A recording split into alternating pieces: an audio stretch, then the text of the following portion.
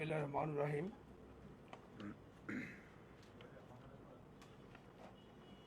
প্রিয় সাংবাদিক বন্ধুগণ,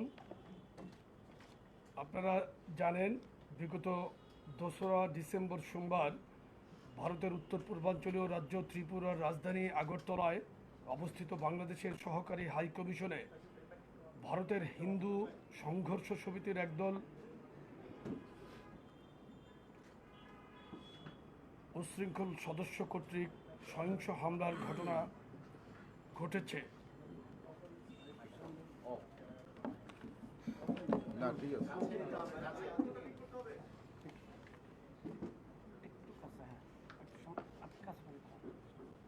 প্রিয় আমি আবার বলছি, প্রিয় সাংবাদিক বন্ধুগণ, আপনারা জানেন বিগত 2রা ডিসেম্বর সোমবার ভারতের উত্তর পূর্বাঞ্চলীয় রাজ্য ত্রিপুরার রাজধানী আগরতলায় অবস্থিত বাংলাদেশের সহকারী হাই কমিশনে ভারতের হিন্দু সংঘর্ষ সমিতির একদল উচ্ছৃঙ্খল সদস্য কর্তৃক সহিংস হামলার ঘটনা ঘটেছে। এই সময়ে একদল উচ্ছৃঙ্খল সন্ত্রাসী বাংলাদেশের জাতীয় পতাকার অবমাননা করেছে, হাই কমিশনের সম্পদ বিনষ্ট করেছে। সহিংস ঘটনার সময় আইন শৃঙ্খলা বাহিনী নীরব ভূমিকায় ছিল, যা উক্ত ঘটনার পেছনে কর্তৃপক্ষের মৌন সম্মতিকে ইঙ্গিত করে। ভারত ব্যর্থ হয়েছে ভিয়েনা কনভেনশনের বাধ্যবাধকতা অনুযায়ী কূটনীতিকদের সুরক্ষা দিতে। এছাড়াও বিগত 28শে নভেম্বরে কলকাতায়ও একই ধরনের সহিংস ঘটনা ঘটেছে।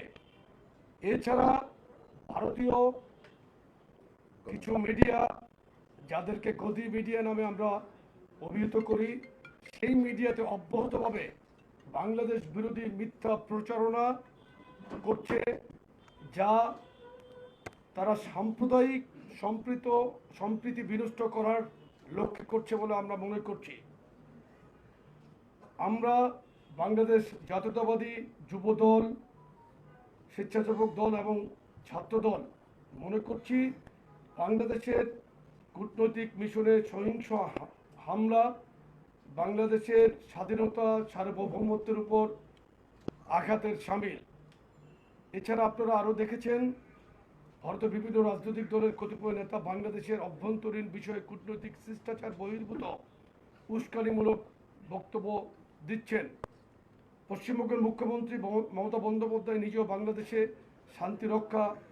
শান্তিরক্ষী বাহিনী পাঠানোর কথা বলে একদিকে বাংলাদেশের সার্বভৌমত্বের অবমাননা করছেন এবং অন্যদিকে আন্তর্জাতিক আইন সম্পর্কে নিজে অজ্ঞতা প্রকাশ করছেন।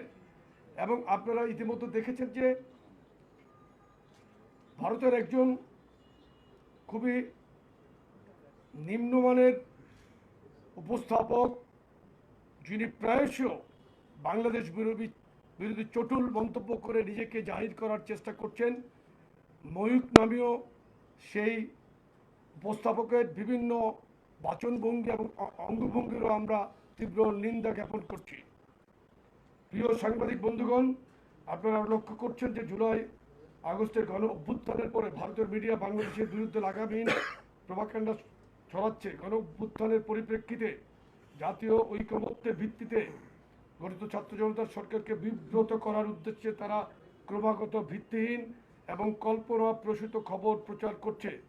তাদের অপপ্রচার এবং গুজবের কারণে আন্তর্জাতিক শান্তি ও নিরাপত্তা বিঘ্নিত হওয়ার আশঙ্কা তৈরি হয়েছে, যা একই সাথে ভারতের সংবিধানের 55 অনুচ্ছেদেরও পরিপন্থী। প্রিয় সাংবাদিক বন্ধুগণ, ভারত ফ্যাসিস্ট শেখ হাসিনার পতনকে মেনে নিতে পারছে না।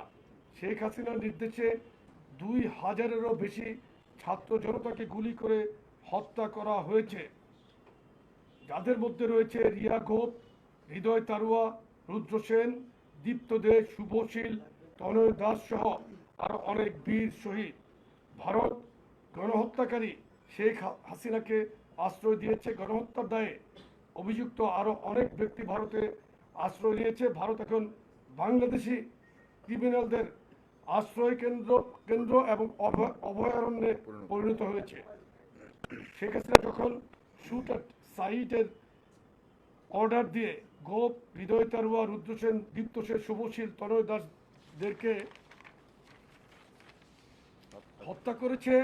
ভারত তখন কোনো প্রতিবাদ বা উদ্বেগ জানায়নি, কিন্তু শেখ হাসিনার পতনের পর ভারত কাল্পনিক এবং ভিত্তিহীন সংখ্যালঘু নির্যাতন এর প্রপাগান্ডা ছড়িয়ে বাংলাদেশের জনগণের বিরুদ্ধে স্পষ্টতই অবস্থান নিয়েছে। শেখ হাসিনাকে ভারতের মাটি ব্যবহার করে বাংলাদেশের ছাত্র জনতার সরকারকে বিব্রত করার সুযোগ দিয়েছে।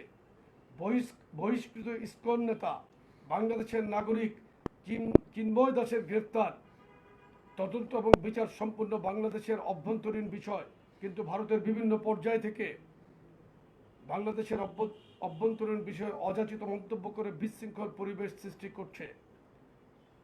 চিন্ময় দাসের অনুসারীদের হাতে জাতীয়তাবাদী আইনজীবী ফোরামের সদস্য এবং সহকারী public prosecutor advocate Saiful Islam আলিফ খুন হওয়ার পরও বাংলাদেশের সর্বস্তরের মানুষ গভীর সংযম দেখিয়েছে, যা সাম্প্রদায়িক সম্প্রীতির অনন্য নিদর্শন। অন্যদিকে ভারত একটি সাম্প্রদায়িক দাঙ্গা প্রবণ রাষ্ট্র। ভারত নিজের সংখ্যালঘু জনগোষ্ঠীর নিরাপত্তা নিশ্চিত করতে চরমভাবে ব্যর্থ হয়েছে। সুতরাং ভারতের কোনো নৈতিক অধিকার নাই বাংলাদেশের অভ্যন্তরীণ বিষয়ে মন্তব্য করার। আমি এক্ষেত্রে আরেকটি কথা সংযোজন করছি। ভারতের উত্তরপ্রদেশে আপনারা ইতিমধ্যে অনেকবারই দেখেছেন যে সেখানে অনেক শস্যমণ্ডিত সিনিয়র সিটিজেনদেরকে তাদের উগ্রবাদী হিন্দুরা দাড়ি টেনে ছিঁড়ে ফেলছে, কারো ফ্রিজে গরুর মাংস রাখার কারণে তাদেরকে হত্যা করেছে। ইতিমধ্যে এই ধরনের সাম্প্রদায়িক আচরণ যেই দেশের মানুষ সংগঠিত করে, তারা অন্য দেশের সাম্প্রদায়িক সম্প্রীতির মধ্যে হাত চক্রান্ত করে বিনষ্ট করার চেষ্টা করছে, যা ইতিমধ্যে বাংলাদেশের জনগণ সুস্পষ্টভাবে প্রতিরোধ করে তাদের জবাব দিয়েছে।